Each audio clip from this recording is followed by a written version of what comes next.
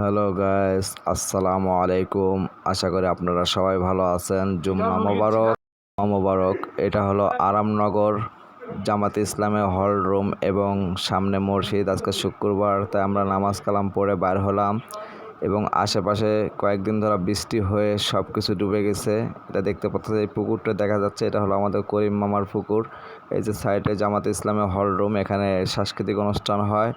তারপর এটা হলো আরামনগর এবং খুব আবাসিক এলাকা, অনেক সুন্দর। আর এই গাছ তিনটি দেখতেছেন, এই গাছগুলা আমি লাগাইছিলাম, আমার নিজের হাতে লাগানো। এই যে দুপুর টাইম, খুবই রোদ হয়েছে, আজ কয়েকদিন ধরে বৃষ্টি, শুধু আজকে একটু আকাশটা ক্লিয়ার।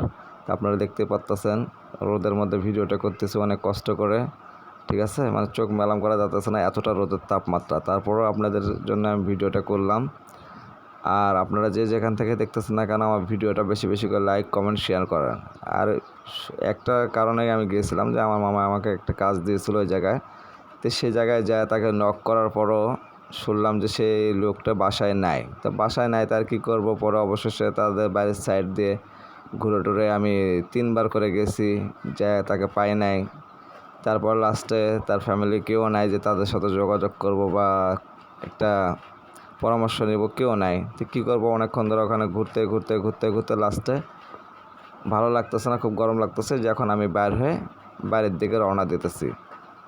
এখন চিন্তা করলাম যে কি করব, বাইরের দিকে চলে যায়, আবার নেক্সটে আসে